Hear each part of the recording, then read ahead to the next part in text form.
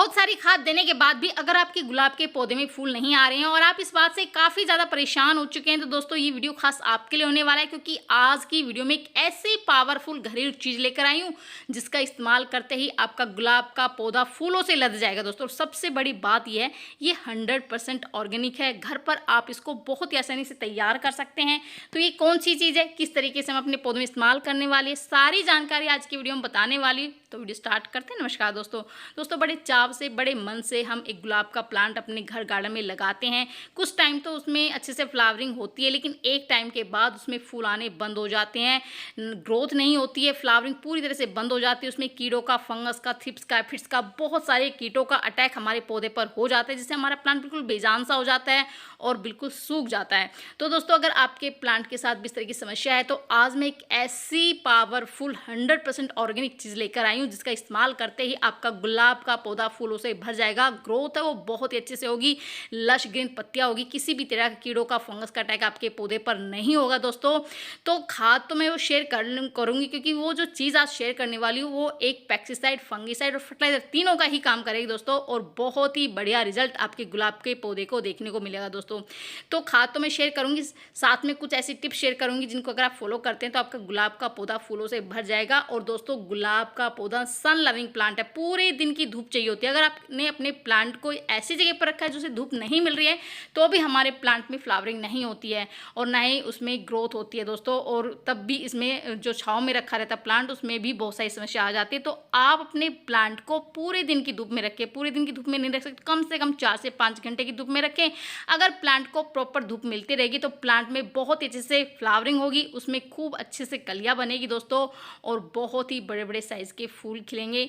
कीड़ों का, फंगस का खतरा भी कम हो जाएगा दोस्तों। दूसरा ये है कि अगर आप चाहते हैं कि आपका प्लांट काफ़ी ज़्यादा घना भूसी हो और उसमें बहुत अच्छे से फ्लावरिंग हो, तो समय समय पर जैसे ही फूल सूख जाते हैं उनको तुरंत निकालते रहेंगे और अच्छे से उनकी जैसे इस तरह की प्रूनिंग करते रहेंगे। दोस्तों अगर हम अपने प्लांट की टाइम टू टाइम कटाई छटाई करते रहेंगे तो हमारे प्लांट की ग्रोथ भी होती है और उसमें बहुत अच्छे से फ्लावरिंग होती है, क्योंकि प्लांट नई ब्रांच पर ही कलियां और फूल खिलाता है। और सबसे बड़ी गलती हम यही करते हैं कि हम अपने प्लांट की टाइम टू टाइम प्रूनिंग नहीं करते, जिससे हमारा प्लांट काफ़ी जो है ना ग्रोथ है वो रुक जाती है और फूल आने बंद हो जाते हैं। तो मैं तो समय समय पर अपने प्लांट की इस तरह से कटाई छटाई करती रहती हूँ, जिससे मुझे बहुत सारे फ़ायदे मिलते हैं। सबसे बड़ा फ़ायदा तो यह है कि जहाँ जहाँ से कट होता है, जैसे मैंने यहाँ से कट किया था कुछ टाइम पहले, तो एक ही ब्रांच से जहाँ से कट किया था वहीं से ही 3 नई ब्रांच निकली। आप देख सकते हैं रिजल्ट आपके सामने दोस्तों, इतनी अच्छी नई ग्रोथ हो रही है ना, अब मैं आपको क्या बताऊं, बहुत सारी न्यू ब्रांचेस निकल रही है और इन्हीं न्यू ब्रांच पर ही प्लांट कलियां बनाएगा। दोस्तों देखिए जहां जहां से मैंने कट किया, कुछ टाइम पहले मैंने यहाँ से 15 से 20 दिन पहले मैंने यहाँ से यहाँ जहाँ अपने प्लांट को अच्छे से कटाई छटाई कर दी थी, और देखिए जहां जहां से कट कर रखा है मैंने, वहीं से न्यू बेसल शूट्स निकली है। और जितनी ज़्यादा बेसल शूट निकलेगी उतनी ही अच्छी हमारे प्लांट की ग्रोथ होगी, नहीं अच्छे हमारे प्लांट में फूल आएंगे। दूसरा फायदा ये होता है कि हम बहुत सारे नए पौधे तैयार कर लेते हैं। देखिए जब मैंने कटाई की थी तो मैंने बहुत सारी कटिंग तैयार की ली, और ये कटिंग तो पूरा प्लांट बन चुकी है। ये जैसे 1.5 से 2 महीने पुरानी कटिंग मैं आपको दिखा रही हूँ। और ऐसे मैंने बहुत सारे नए प्लांट वो गिफ्ट भी कर दिए हैं और अपने पूरे गार्डन को गुलाब के पौधों से भर लिया। दोस्तों अगर आप चाहते हैं कि आपका प्लांट में खूब सारी कलियाँ बने, खूब सारे फूल खिले, तो जो पहली टिप मैं आपको बता रही हूँ, समय समय पर डेड हेडिंग करती रहे, कटाई छटाई करते रहे, जिससे आपके प्लांट में बहुत अच्छे से फ्लावरिंग होगी। दूसरा ये है कि समय समय पर अपने प्लांट की गुड़ाई ज़रूर करनी। दोस्तों गुड़ाई करने से भी हमारे प्लांट में बहुत सारे फायदे होते हैं। गुड़ाई जैसे अभी गर्मी थी तो लगातार हम पानी दिन में 2 बार 3 बार पानी डालते जा रहे थे, जिससे न्यूट्रिशन की कमी तो प्लांट में हुई। दूसरा ये कि मिट्टी काफ़ी सख्त हो चुकी है, जिससे हम जो भी खाद डालते हैं उसका पूरा पोषण, पूरा न्यूट्रिशन प्लांट को नहीं मिलता है, जिससे प्लांट में फ्लावरिंग है वो नहीं हो रही है, ग्रोथ नहीं हो रही है। अगर हम टाइम टू टाइम इसी तरह से प्लांट की गुड़ाई करते रहेंगे तो मिट्टी काफ़ी ज़्यादा ढीली बनती है, भुरभुरी बनती है। दूसरा किसी भी तरह का चींटियों का, फंगस का खतरा कम हो जाता है।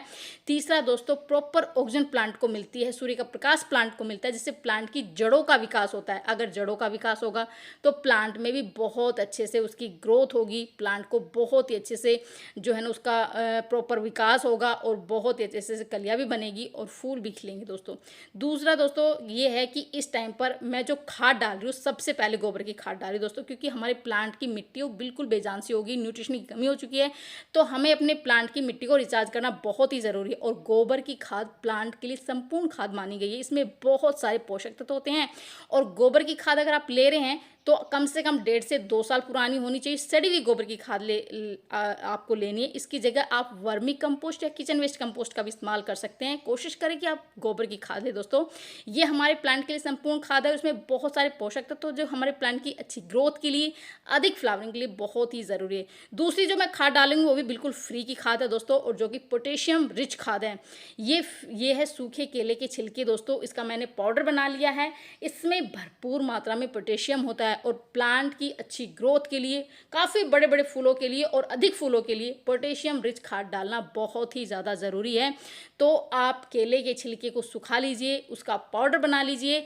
और इस तरह से अगर हम डायरेक्ट केले के छिलके का इस्तेमाल करते हैं तो अभी जैसे बारिश का टाइम चल रहा है तो उसमें फंगस की समस्या भी आ सकती है।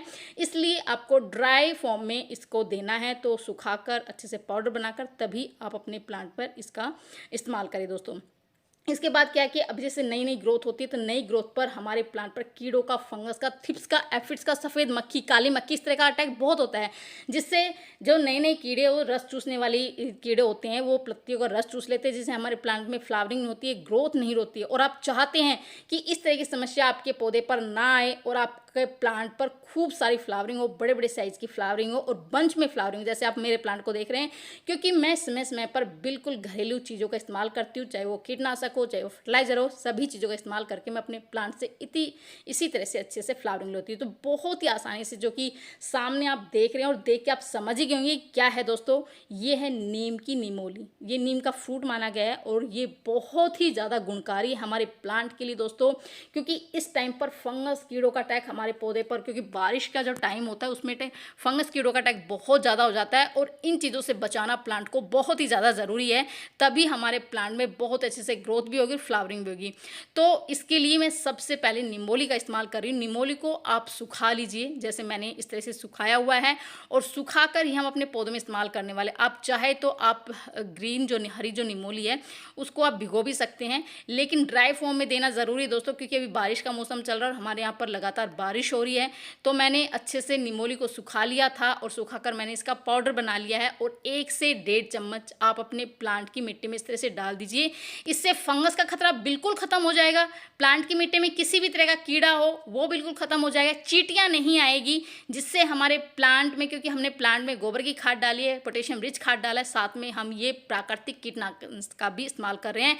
पत्तों के रूप में भी आप इसका इस्तेमाल कर सकते हैं। निमोली का तो हमने इस्तेमाल किया मिट्टी में, पत्तों का आप इसके पत्तों पर स्प्रे कर सकते हैं, जिससे पत्ते रस चूसने वाले प्लांट पर, जैसे बरसात में रस चूसने वाले बहुत ज़्यादा हमारे पौधे पर अटैक करते हैं।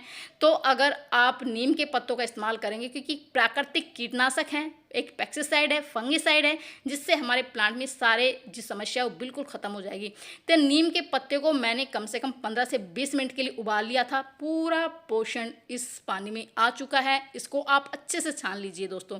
और आप चाहे तो आप प्लांट की मिट्टी में भी इसका इस्तेमाल कर सकते हैं, जिससे मिट्टी काफ़ी ज़्यादा उपजाऊ क्षमता बढ़ती है। मिट्टी में किसी भी तरह का फंगस हो, कीड़ा हो, बिल्कुल ख़त्म हो जाता है, क्योंकि इस टाइम पर इन चीज़ों का खतरा बहुत ज़्यादा होता है।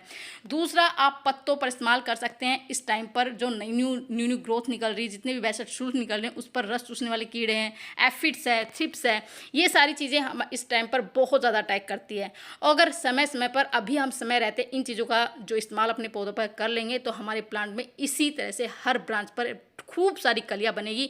किसी भी तरह की समस्या मेरे प्लांट पर नहीं है दोस्तों, क्योंकि मैं 15 से 20 दिन में इन्हीं चीज़ों का इस्तेमाल करती हूँ। बिल्कुल ऑर्गेनिक चीज़ों का इस्तेमाल करती हूँ। किसी भी तरह का बाजार के केमिकल का इस्तेमाल नहीं करती हूँ, क्योंकि नीम हमारे प्लांट के लिए काफ़ी ज़्यादा गुणकारी है। अगर समय समय पर हम नीम के पत्तों का, निमोली का और इस तरह से इस्तेमाल करते रहेंगे तो हमारे प्लांट काफ़ी ज़्यादा हेल्दी रहेंगे। और आप देखेंगे कि आपके गुलाब के पौधे में, जिस पौधे में फूल नहीं आ रहे हैं, वो प्लांट भी इतने बड़े बड़े फूलों से भर जाएगा दोस्तों। अगर आप मेरे प्लांट की तरह फ्लावरिंग लेना चाहते हैं तो आप इस टाइम पर इन चीज़ों का इस्तेमाल ज़रूर करें, ताकि आने वाले टाइम में आपका गुलाब के पौधे पर खूब बड़े बड़े साइज़ के फूल खिले दोस्तों। तो ये थी छोटी सी जानकारी। पसंद आए तो लाइक से ज़रूर कर दीजिए। मिलते हैं नेक्स्ट वीडियो में। तब के बाय बाय दोस्तों।